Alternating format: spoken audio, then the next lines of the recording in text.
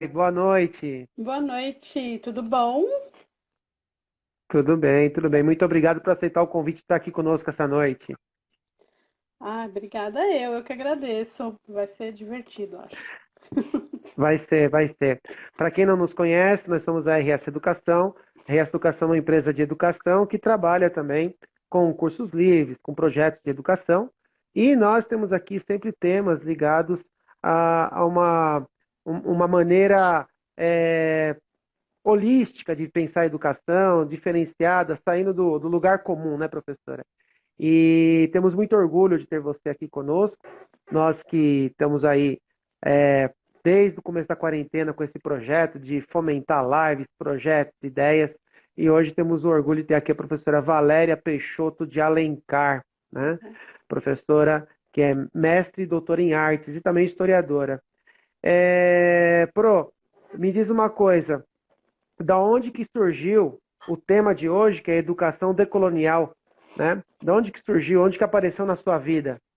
Eita, bom, olá, então, boa noite de novo, tem um povo entrando aí? Tem bastante gente entrando. Gente, gente. Se É, as pessoas puderem, inclusive, apertar o coraçãozinho que tem aqui, essa live vai sendo popularizada para as mais e mais pessoas que têm interesse no tema. Que legal, não sabia. Não, nunca fiz live no Instagram, a primeira. Aí eu tô meio assim, tá escuro, eu não tenho uma luz muito boa, acho que é aqui, vou ficar mais pra cá. Então, bom, eu cursei História, né? Minha formação inicial é História, eu sou historiadora e professora de História, mas a minha vida inteira, praticamente desde a época da graduação, assim, eu trabalhei muito com educação em museus, em exposições. E a maioria dessas exposições que eu trabalhei como educadora foram exposições de arte. Aí eu enveredei para o mundo das artes, da arte e educação especialmente, né? Fiz as minhas pesquisas em, em arte, educação em museus, as duas, né? Ambas as pesquisas, mestrado e doutorado. E o doutorado, quando eu terminei, eu continuei, eu segui, né? Eu faço parte de um grupo de pesquisa do Instituto de Artes da Unesp. Eu terminei o doutorado, mas eu não saí do grupo. Eu fiquei lá. Fiquei lá, ainda vou, assim, participo menos de reuniões agora, né? Porque agora que estou dando aula, quase não tenho tempo muito para entrar nas discussões e tudo, mas foi a partir desse grupo que já no doutorado, eu já questionava muito essa esse pensamento hegemônico, eurocêntrico, né, de o que deve estar dentro dos museus, porque a minha pesquisa de doutorado ela é sobre arte, sobre visualidade, na verdade, em museus de história. Eu trabalho educativo com isso, né? E aí, como eu fui para esse caminho, já durante a pesquisa, eu comecei a entrar em contato com essas discussões de patrimônio, que aliás eu discuto isso faz tempo, mas na pesquisa final é patrimônio de quem? Quem decide o que deve ser memorado ou não memorado, né, no museu, né? Antes, uma parte da minha pesquisa, eu fiz a pesquisa, eu terminei, né, em 2015, então foi um bom momento no país, a gente tinha muitas bolsas, né? Eu tive a oportunidade, o privilégio de ter uma bolsa de doutorado sanduíche, eu pude estudar fora um tempo, né? É só assim, sem Ah, que bacana. Onde que a foi. professora fez? Eu fiquei um ano em Londres. Eu fiz a minha pesquisa lá Ah, que bacana. no Museu de Londres e aqui em São Paulo eu fiz no Museu do Ipiranga, no Museu Paulista. E Ah, aí, que do. é, uhum, porque é museu de história. E aí, antes mesmo de eu ir para lá, a discussão começou num artigo que eu estava escrevendo, não, num projeto que eu estava escrevendo para pedir essa bolsa de sanduíche. É um amigo meu que é professor de inglês, ele foi meu professor de inglês numa das fases da minha vida, ele me ajudou a traduzir o projeto. E aí a gente começou uma discussão semântica, assim, né? Que ele falava, mas não faz sentido você falar museu histórico, porque falar museu histórico, né? Em inglês, que eu sei que era uma discussão sobre isso, né? E na tradução não ficava museu histórico para o inglês, né? Ficava History Museum, que é museu de história. E aquilo me cutucou. né? Eu falei, porra, por que que a gente chama... Oi. Por que que a gente chama museu histórico de histórico? O que que significa ser histórico? E aí eu comecei a fazer essa discussão junto com a ideia de patrimônio, né? Quem decide o que que é histórico? Tanto que eu não chamo museu histórico, eu chamo museu de história, né? Porque,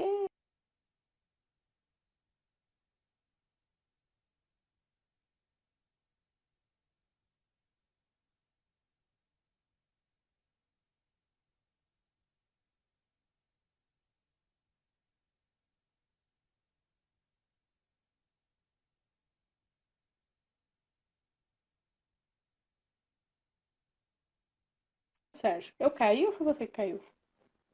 Uma Não conexão. sei. Eu sei que ficou travadinho um tempinho. Pegou. Então eu fiquei trabalhando com essas questões, né? E sobre, afinal, né, que patrimônio é esse e tudo mais. E aí, quando junto com o meu grupo de pesquisa, a gente começou a entrar nesse mundo dos pesquisadores que tratam da questão da decolonialidade, né? Que é esse pensamento desde meu grupo de pesquisa é no estudo de artes, né? Minha pesquisa foi em artes, então a gente foca nas artes, mas trazer essa crítica ao pensamento eurocêntrico, né? É, hegemônico. Então, é nesse lugar, e aí também na graduação, eu dou aula no licenciatura.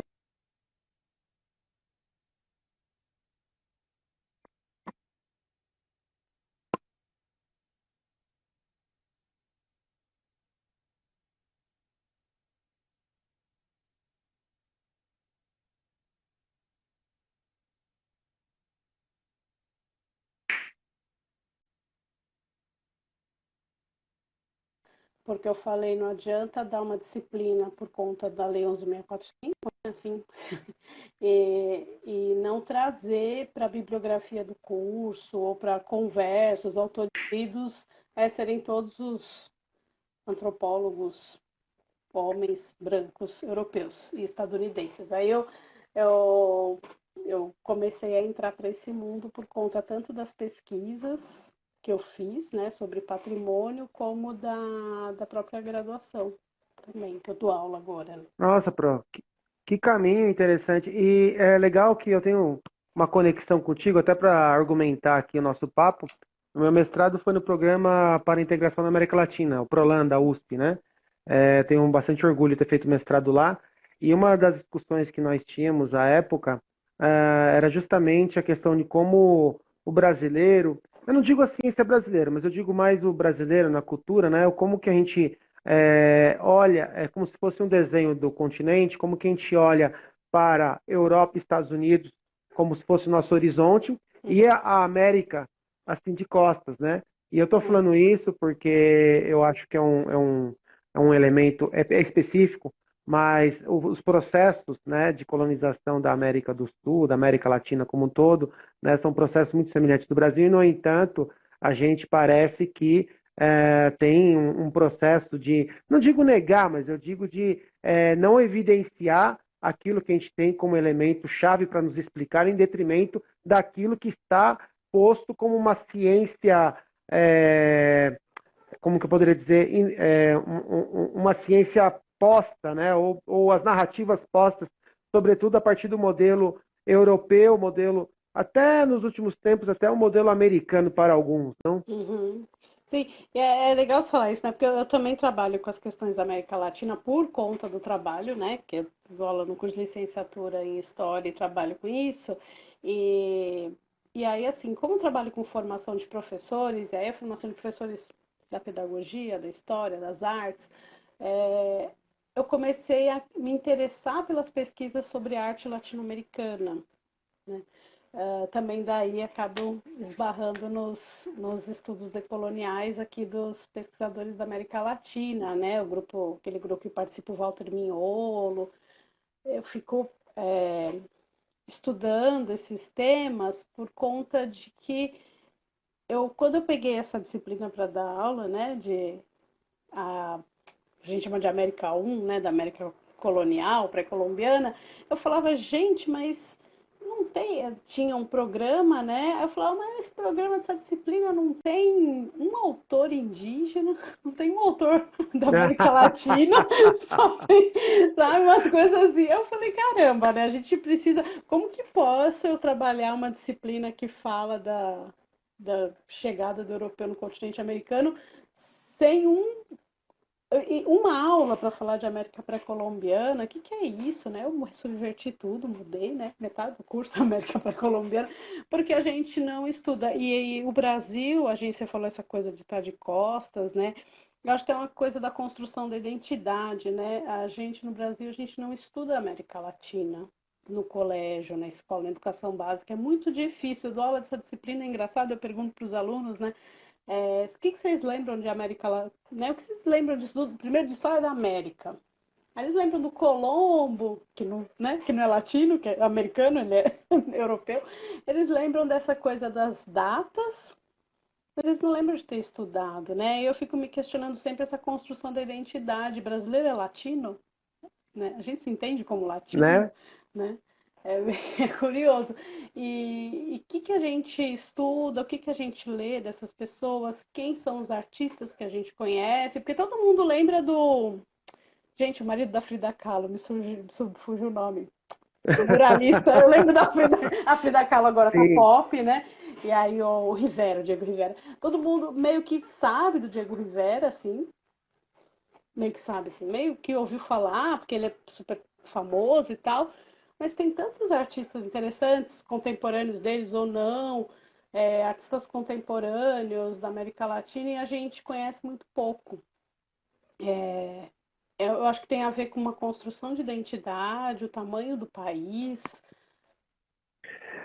Não, Então, e tem um dado interessante, Pro, é muito doido isso que você está colocando, perdoe-me, eu não quero desvirtuar, imagina. mas uma das coisas que eu lembro muito bem de ter discutido, e eu acho que é um argumento que bate com a sua posição, era justamente que quando você discute os processos históricos de nações semelhantes ao próprio Brasil, né, para a gente nem precisar entrar em específico de trazer um conceito para falar que ela é latino, se o Brasil é latino, não é latino, porque podemos entrar em várias possibilidades de categoria de análise para ser a língua, para ser o geográfico e por aí vai, né? Uhum. Mas vamos ser simplórios, se tivéssemos um passo atrás para pensar os nossos processos históricos, Uhum. e aí refletir que tomar por base os nossos processos históricos para explicar nossas coisas, se a gente quisesse comparar ou usar como referência,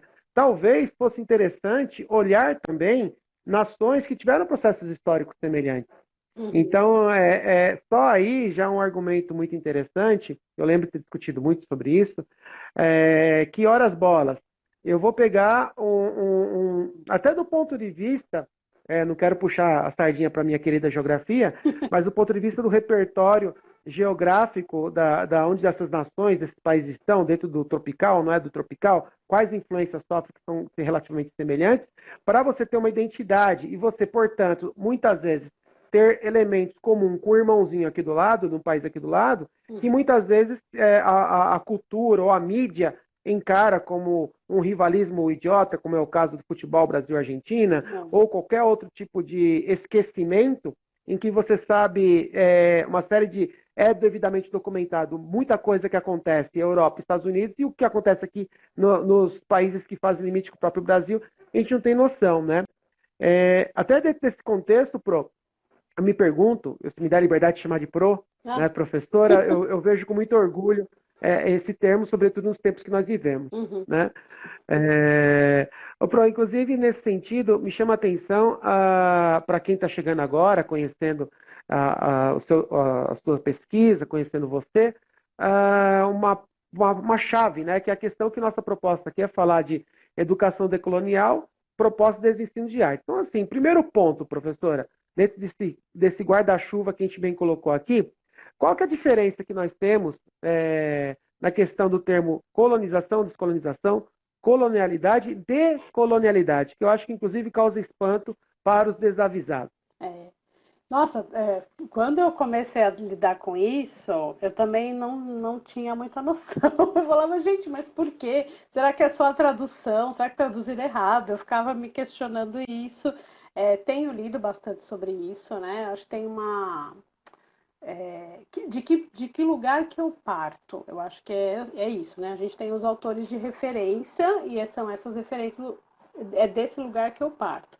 Então, tem um grupo de pesquisa que é esse, que tem, só consigo lembrar do Walter Bignoli e da Catherine Walsh agora, que na verdade eles se colocam como o grupo que estuda modernidade e colonialidade. Então, eu parto destas pesquisas realizadas por eles, né? Eles e ela, no caso, desses autores, que eles colocam a diferença mais ou menos, vou tentar resumir assim. A colonialidade, ela existe por conta do projeto de modernidade. Então, quando você pega o processo de colonização, ele está atrelado ao projeto de modernidade, né? Então, quando Colombo, né? Vamos pegar a história, a divisão clássica lá da história, que ninguém nem usa mais, Uhum. mas, né, a era moderna começa com as grandes navegações, né? Tem outras questões, mas esse é o início do capitalismo também, né? O mercantilismo é o início do capitalismo. E faz parte do projeto da modernidade a colonização. O colonialismo ele é uma base, um pilar que sustenta o mercantilismo e sustenta o projeto de modernidade. Então, esses autores falam o seguinte, né? Eles trazem essa questão, que a modernidade é um projeto violento, que a colonização foi um processo violento, e são eles falam os povos subjugados, né?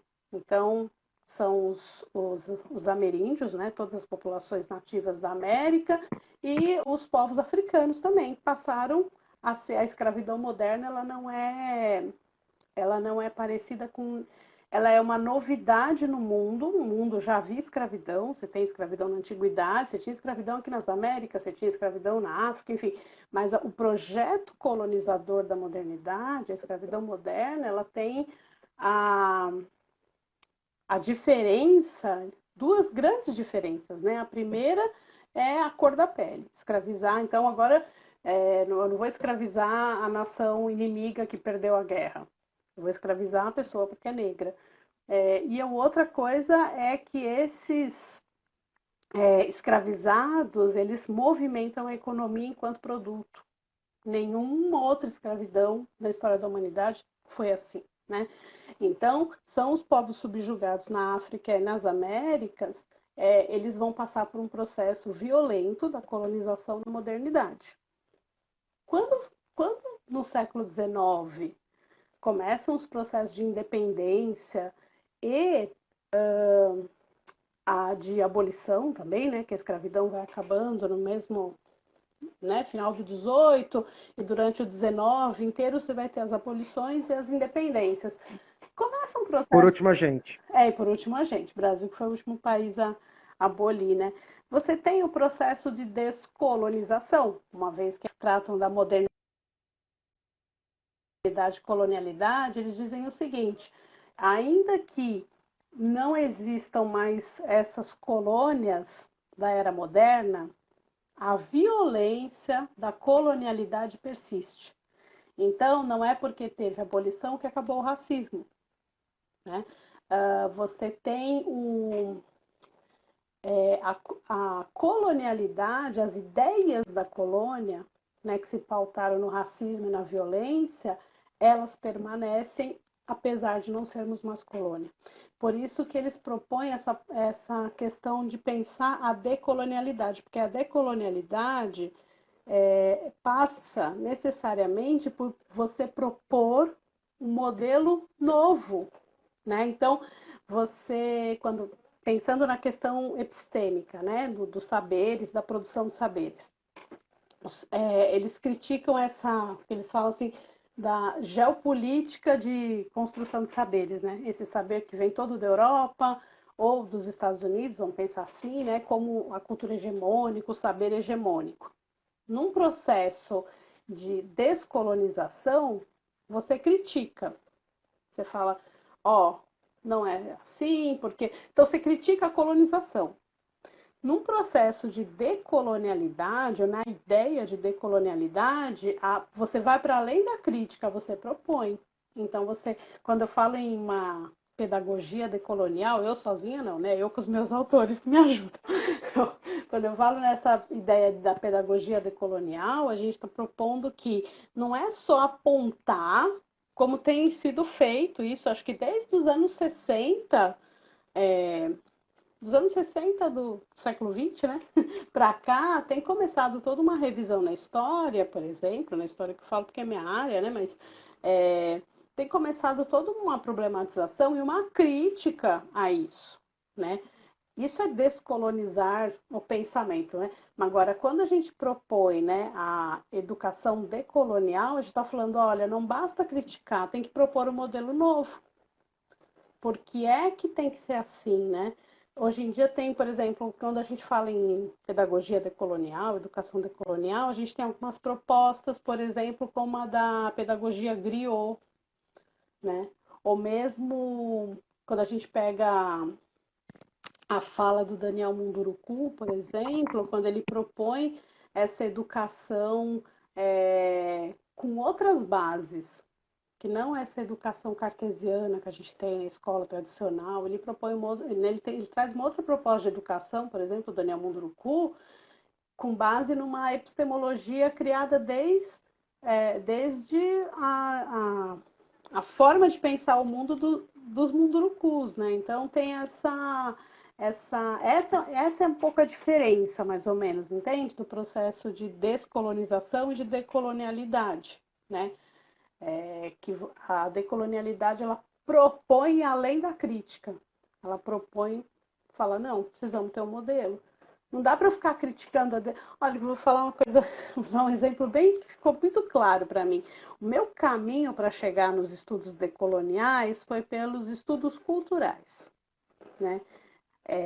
Porque eu estava lá na Inglaterra e tudo, participei de um congresso, conheci como eu estava trabalhando com a cultura visual, né? Então eu fui entender os estudos da cultura visual dentro dos estudos culturais. E aí eu fui em alguns congressos e tal, simpósio, não sei o quê, falando de estudos culturais, né? Que a partir, por exemplo, do Stuart Hall, do Homi Bhabha, né? Aquelas questões todas. E uma coisa, quando eu terminei o doutorado, eu estava terminando, não lembro agora, acho que eu já tinha terminado já. Eu fui participar de um congresso de arte e educação na América Latina, foi em Cuba, esse congresso, e eu ouvi pesquisadores cubanos e mexicanos, e também essa mesa tinha cubanos, mexicanos, e acho que da Nicarágua, não lembro agora o terceiro, tem que olhar nas minhas anotações. Eles também falavam de estudos culturais. Foi tão diferente ouvir latino-americanos falando de estudos culturais, porque os estudos culturais eles preveem o estudo dos subjugados, né? Então, ouvindo estudos culturais pelo povo subjugado foi tão diferente do que eu ouvi os ingleses falando sobre isso, sabe? Ainda que o Homi Bhabha seja indiano, mas então ali eu senti, eu falei, não, gente, se a gente quer falar de descolonização ou de decolonialidade, se a gente quer falar desde os povos que foram submetidos no processo da modernidade, a gente tem que ouvir essas pessoas, né? Porque senão ficar ouvindo europeu falando de decolonialidade o lugar de fala do europeu é diferente, né? Então, Exatamente. Você sabe que esse semestre, na mesma instituição que nós trabalhamos juntos, eu tive a oportunidade de passar para algumas alunos da pedagogia e também da pedagogia, né? Existe um documentário, Guerras do Brasil, são vários episódios, né? E tem um episódio que acho que é o número um até, que é com o Ailton Krenak, né? Que é aquele historiador e filósofo indígena. E ele coloca um ponto muito doido, assim, que quebra qualquer paradigma. Ele falou: nossos mundos estão em choque. Nossos mundos estão em choque. Nós estamos em guerra agora, né? Então, assim, É muito doido, porque a gente tem um paradigma tão formatadinho no livro de história. Para minha filha Helena, que está aqui, às vezes eu tenho que explicar para ela que preto é cor de pele, e não é, quando, quando vai fazer a pintura a lápis, isso eu já vi acontecer, papai, cor de pele é esse beijinho, não, filha, tem várias cores de pele, Uhum. né? E se a gente tem uma encrenca que começa lá embaixo na infância, o que é uma encrenca tremenda, ó, professor, mestre, doutor, ó, a Helena passando aqui, e tem esse desafio para você quebrar preconceitos que muitas vezes estão enraizados, inclusive na própria educação. Uhum. O livro didático está lá falando da filosofia grega, está lá falando de várias referências europeias, e a gente não consegue enxergar o basicão de todos esses mundos que existem, esses mundos que estão aí colocados, Uhum. né? essas, essas outras cosmologias que estão aí colocadas. É claro que você está indo bem mais profundo, porque você está pegando a crítica com uma busca de uma epistemologia, não digo que única, mas dentro de uma coisa mais, por falta de palavra melhor, contemporânea. Uhum. Né?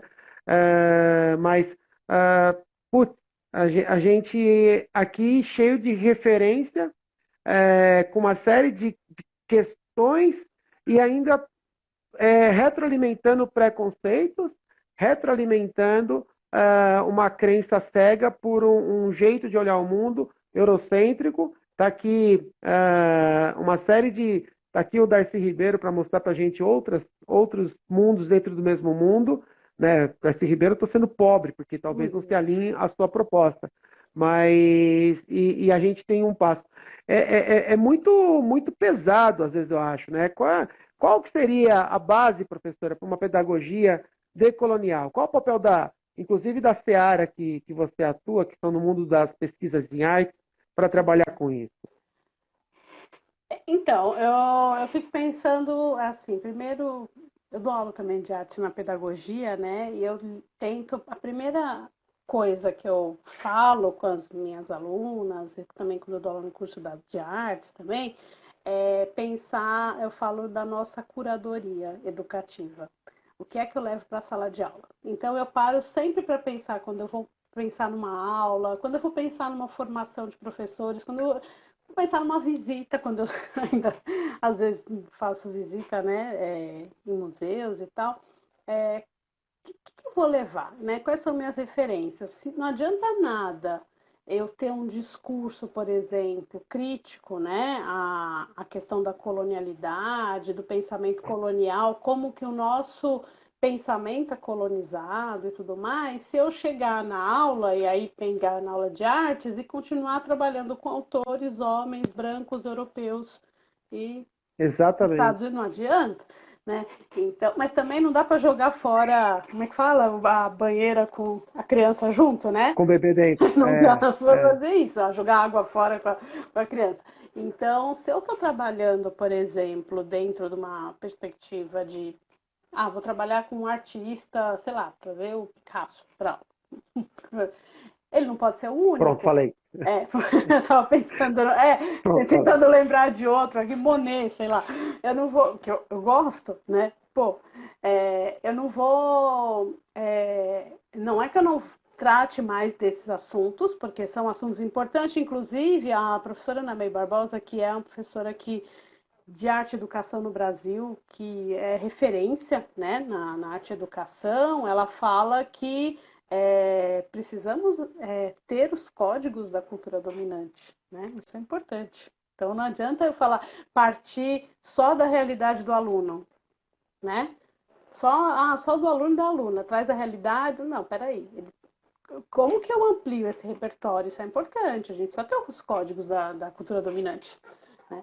Então eu trago, mas eu nunca trago, nunca, é um exercício, demora para preparar a aula por causa disso, mas é um exercício. Eu nunca trabalho só com homens brancos como artistas referências.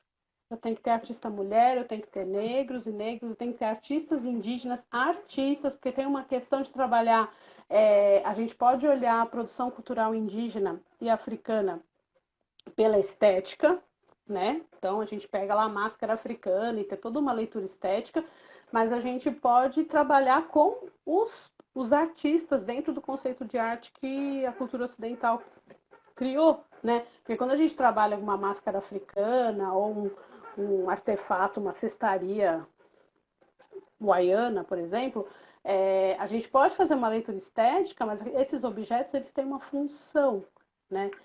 E a gente tem dentro dos vários grupos étnicos, tanto nativos do Brasil como africanos, artistas contemporâneos que trabalham dentro da linguagem da arte enquanto é, produção, né, do Ocidente. Então, trazer essas pessoas, trazer esses artistas também, eles também têm que estar na referência, eles têm que estar na bibliografia, né? Aquela disciplina que eu comentei, né, que eu falei que é aula de identidades e diversidades, que é uma disciplina que eu gosto muito, trabalho muito com a contação de história. Eu acho que contação de história é o lugar de tratar das questões indígenas e africanas, porque são povos que hoje a gente tem a questão da escrita muito difundida, né? E é super importante. Tem não é o Daniel Munduruku, é um outro, o Marcos Terena. O Marcos Terena tem um texto que eu gosto muito, que ele fala como é importante terem desenvolvido, né, a língua terena escrita, poder ler a própria língua, ele fala. É muito bonito isso. Então, mas são povos, se a gente pegar historicamente, são povos de tradição oral, né? A episteme, né? A epistemologia, a ciência, o conhecimento todo era passado só de forma oral. Então, a contação de história é importante, né? Então, que histórias que eu vou levar? Eu não gosto daqueles livros que falam assim, histórias africanas, histórias indígenas. Falo, pô, africano da onde? Indígena quem, né? Então, eu procuro sempre identificar quem é o povo. Eu tenho algumas referências, né, que eu trabalho, alguns livros. Quem é o povo que conta essa história, né? Então, começar a trazer... Acho que esse é um caminho para pensar numa pedagogia decolonial, né? Trazer propostas educativas para a sala de aula que fujam do modelo eurocêntrico. Acho que isso é uma coisa, e a outra, e dentro das artes, pelo caminho das artes, eu gosto muito de pensar nessas referências, né, que não sejam sempre os mesmos artistas de sempre, que no geral são homens brancos, e tem um grupo feminino que veio para o MASP faz uns 3 anos, se eu não me engano, Guerrilla Girls, foi isso? Foi. É que elas usam máscara de gorila, e aí eu fico assim, Gorilla Girls ou Guerrilla Girls? Guerrilla Girls. E elas fizeram uma intervenção no MASP, que o MASP reconfigurou, fez algumas exposições, até pela provocação delas, né? Que era um lambe-lambe assim enorme, falava assim, as mulheres precisam estar nuas para entrar no Museu de Arte de São Paulo, né? Porque elas fizeram lá a conta, era um tanto a quantidade de nus femininos pintados era, sei lá, 70% e tinha 20% de artistas mulheres, né? E elas fizeram várias provocações e tal, de pensar de propor mudança. Porque quando a gente fala do projeto, isso é uma coisa importante, quando a gente fala do projeto violento da modernidade, da colonização, né? Quando a gente fala disso, a gente tem que entender que a ideia de colonialidade é da Europa para com a América, para com a África, mas como a colonização acabou, que a ideia permanece, por exemplo, dentro o exemplo mais claro é o racismo, né? O racismo como o exemplo mais claro de que o pensamento colonial continuou, mas a gente tem as microesferas. Então, o Sudeste ele é colonizador em relação ao resto do Brasil, por exemplo. Né? É muito louco. Eu tenho um grupo de amigos e amigas que eu converso, que eles são da região do Nordeste, né? E aí um dia eles me provocaram. Eu sou a única. A gente foi almoçar, eu era a única paulistana ali, né? O pessoal de Recife, do Pernambuco, interior de Pernambuco, do Pará, não sei o quê. Aí eles me provocaram falando, me chamaram de sudestina. Nunca ninguém tinha me chamado de sudestina na vida. Aí eu falei, eita, e não é? Porque a gente fala assim no geral, né? A gente fala os nordestinos. Aí eu peguei e fui escrever um texto sobre isso, porque foi uma provocação que me. E na hora que eu estava escrevendo no Word, quando você escreve a Não palavra, aceitava. não aceitava. O nordestino ele aceita. Quando você escreve sudestino, ele. E aí eu fui olhar no dicionário, é uma palavra que existe, não está errada. Olha como isso é colonizador, né? Então existe assim, o São Paulo, por exemplo, a capital, ó, o centro é colonizador em relação às periferias, a capital em relação ao interior, o sudeste em relação ao resto do Brasil, né? E aí a gente pega a E, microesfera, então tem essas questões. Nós falando demais. e é interessante, longe de tirar você do foco, mas tem uma obra que eu adorei, que foi Bacurau, Hum, e tem um momento bem no começo que é muito sutil, mas que para mim fala tudo, né? O quanto que, sobretudo aqui em São Paulo, existe um pseudo-orgulho em ser filho, neto de italiano, neto europeu, bisneto hum, europeu, essa coisa toda, né? Eu tenho tanto orgulho disso quanto orgulho de conhecer minhas raízes indígenas. A minha mãe no Paranazão, em algum canto, eu tenho. Mas é muito doido que tem aquele momento nessa obra, acho que a professora assistiu também, né? aham, Que os dois brasileiros que estavam ajudando aquele grupo que estava ali para fazer as marvadezas, né? aham. Eles se identificando, não, não, mas nós não somos, nós somos descendentes de europeus, né? Nós somos iguais a A gente é vocês. do sul, né? É. Então, quer dizer, é uma coisa assim, é uma alienação da alienação da alienação da alienação, né? Que é essa coisa que no nosso processo, que nem você bem coloca, e os desafios que existem no processo próprio pedagógico e cultural, por assim dizer, de você se autoafirmar. Não é um bom exemplo que eu vou comentar com você, tá? Não é um ótimo exemplo, mas eu eu frequento, gosto de ir, né? Memorial da América Latina. Memorial da América Latina, que é uma obra arquitetônica e tal, você tem aquele pavilhão que são vamos chamar assim, da cultura, do folclore latino-americano. Tá tudo certo, tudo bem, né? Uhum. Ah, o que tem no Paraguai, o que tem na Guiana, tá tudo certo, tudo bem, tudo bem. Pô, você vai no Museu Latino-Americano em Buenos Aires, eu tive a oportunidade com minha esposa de estar lá ano passado, em setembro.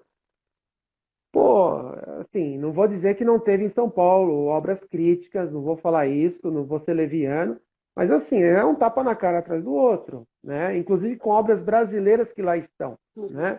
Você vai andando, você vai tendo ora uma crítica, ora um insight, ora algo fora da caixa, né? Uhum. E isso cristalizado naquele repertório, naquela curadoria. Não quero defender nem nada disso, mas são coisas que eu entendo que corroboram para retroalimentar essa encrenca toda que vai, de alguma maneira, chegar, inclusive, na educação, né? E assim, eu estou aqui entusiasmado, né? E eu gostaria de entusiasmar quem está assistindo a gente aqui a conhecer a professora Valéria, conhecer o mestrado, doutorado dela, conhecer a produção, conhecer ela aqui no próprio Instagram. Aliás, conhecer ela vai estar conosco também dia 12 de setembro, guardem aí na data, save the date, né? Arte e Educação, Práticas para uma Pedagogia Decolonial. Vai estar aqui no nossa bio um curso que a professora vai fazer de um dia conosco, né? Uhum. Um sábado, das 9 às 4 horas. Guarda aí, gente. 12 de setembro, tá? RS Educacão, barra curso, professora Arte e Educação, práticas para uma pedagogia decolonial. O dia inteiro para tratar desse assunto com certificação, tá bom, gente? Vai estar aqui no site da RS Educação, tá lá em cursos, né? Só entra lá, entra na bio da RS. Então, e aproveitando, as pessoas puderem dar o coraçãozinho aqui, quem está assistindo a gente, para que essa live avance, né, essa discussão vá avance para além da RS, para além da Valéria, para além do Sérgio, para o mundo, para tudo, né? Do mundo. Então, assim, né, é um mundo, né? Então, assim, é bem angustiante, né? A gente, de alguma maneira, nem vou entrar no mérito da discussão do período que a gente vive aí, porque daí a gente vai desvirtuar todo o nosso papo aqui, né? mas realmente o quanto está cristalizado nas pequenas coisas, né? Esse racismo estrutural que é decorrente desse processo colonial, pelo que você está explicando, e o quanto podemos buscar outras referências, que nem você bem coloca, para trabalhar aquilo que a gente pode trazer como identidade, que não seja identidade, que nem já foi posto durante muitas vezes, sociólogos, Renato Ortiz, por exemplo, tem um texto muito interessante, acho que é o Ortiz, que fala do quanto que foi colocado para a sociedade brasileira uma proposta de você criar identidade a partir do vitorioso, né? Uhum. Enquanto isso é bem quisto, né? Então eu vejo que temos aí muito, mas muito mesmo o que caminhar, né, Pro? Uhum. Então, assim, nesse sentido, até alinhado com o que você colocou, o papel da arte, tem uma mocinha aqui que quer aparecer na live. Vem cá, Helena, vem falar um oi para todo mundo aqui, ó. Gente, Sérgio, minha Fala oi. filha também. Oi, Helena. Claro, põe a dela. Helena e Não, Helena? só que a minha é adolescente já, ela fica no quarto. Ah, então já estou em outra fase, em outro Outra momento. fase, a minha Tá fica bom, lá. No... então. Ah, perfeito. Então, eu citei as artes porque você estava comentando há pouco, né, a questão justamente e o quanto você, para responder a minha pergunta com relação ao que fazer, né, o que pode ser feito, né, buscar outros autores e tudo mais, mas é realmente bem desafiante, porque inclusive eu acho que envolve a questão de currículo, né, Pro? Envolve a questão do currículo e envolve algumas preconcepções que as pessoas têm, né? Quando a gente trabalha com as artes, isso é muito interessante. Eu dei aula uma época num curso livre para professores de arte. Então, os professores já estavam trabalhando e eles participavam desse curso. Era um curso online, né? E era um curso que tinha uma proposta de mediação, né? A ideia de mediação dentro da plataforma era bem curioso. E como tinham vários cursistas, vários e várias, né, que demoravam a perceber qual que era a proposta, né? Eles esperavam, como eu acho que tem sido uma coisa que acontece muito na formação de professores no Brasil, em São Paulo, dentro da realidade que eu vivo, vou trazer assim, senão a gente julga tudo, né? Tem as exceções, tem as diferenças, lógico, mas dentro da realidade que eu convivo, eu percebo que existe muito uma busca por soluções. Então, parece sim que as pessoas que estão trabalhando com educação ou estão estudando para isso querem modelos, querem respostas, querem instrumentalização, querem nossa, eu tenho um aluno assim, o que eu faço? Eu vou dar aula de... Então, assim, tinha umas preconcepções, assim, quando a gente chegava para a pessoa e falava que acho que isso também é uma proposta decolonial, porque existe a colonização do professor para com o aluno. Existe um processo Sem dúvida. colonizador nosso.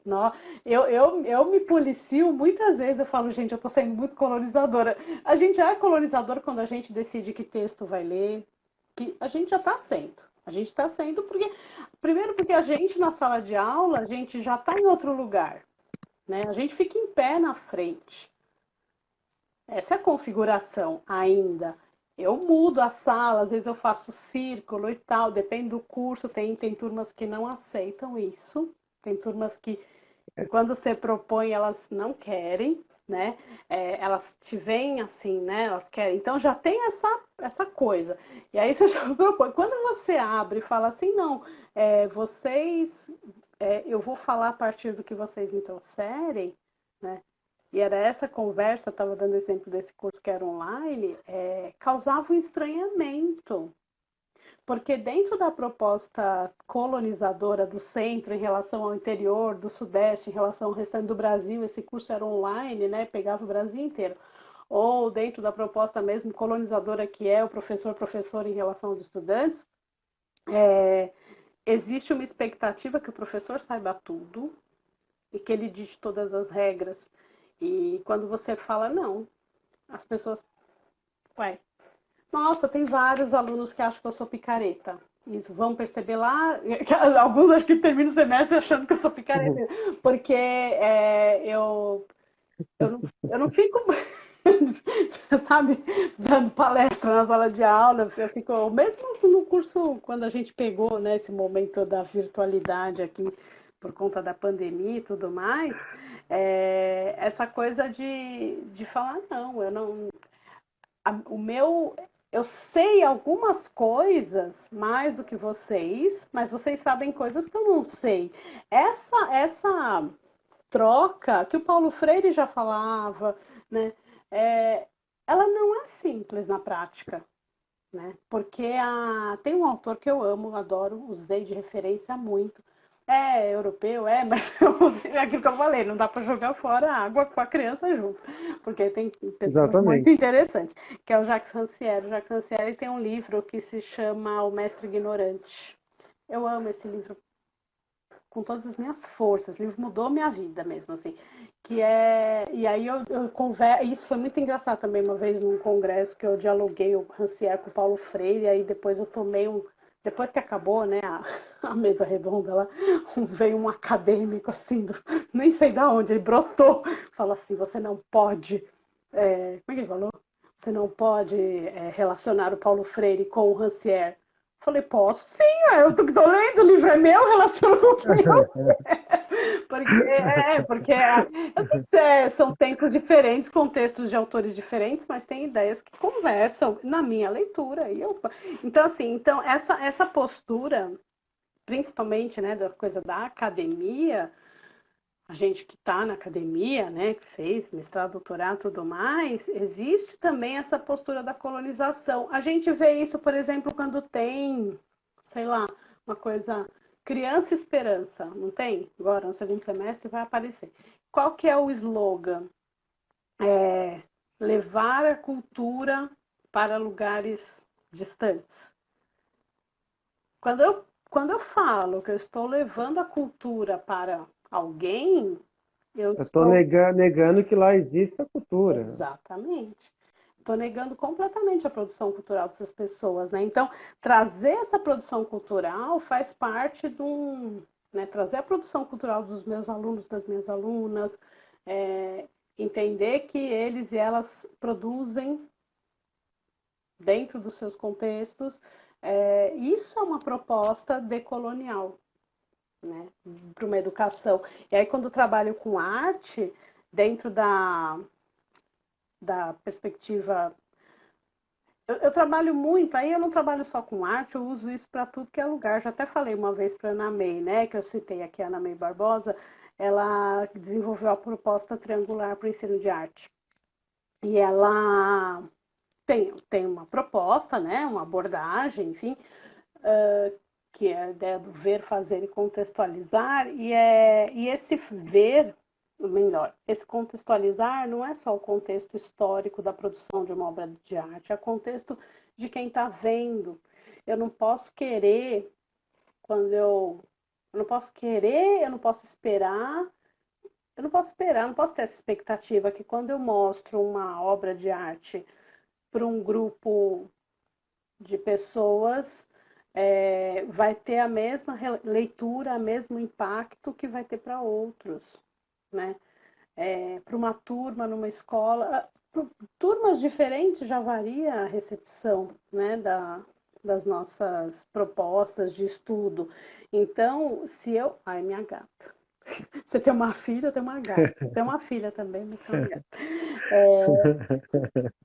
Quando eu realmente ponho em prática essa coisa dialógica, eu estou partindo para uma proposta decolonial, né? Entender que são pessoas diferentes que estão tendo a recepção para uma determinada obra de arte, para um determinado texto, para um determinado filme.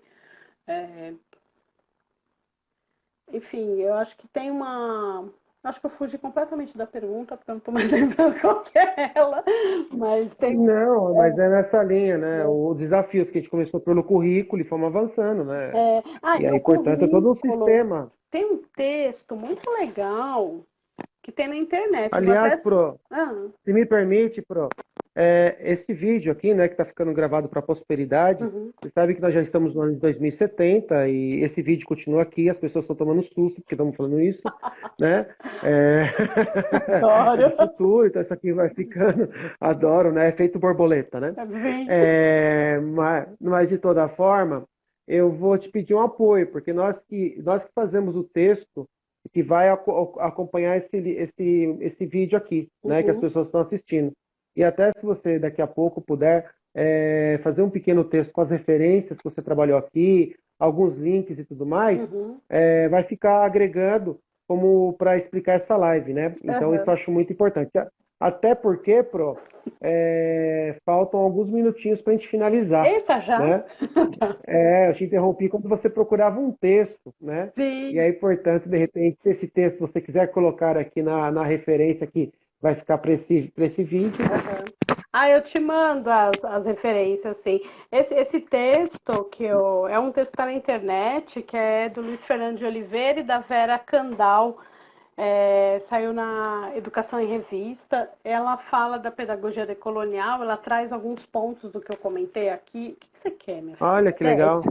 Ela traz alguns pontos do que eu comentei aqui, né? Desse grupo do Walter Mignolo e da outra professora, Catherine Walsh, que eu falei, do grupo Colonialidade e Modernidade, eu acho que é um texto interessante para pensar sobre isso, né? Sobre esse texto chama Pedagogia Decolonial e Educação Antirracista e Intercultural no Brasil, porque tem uma Muito coisa, bom.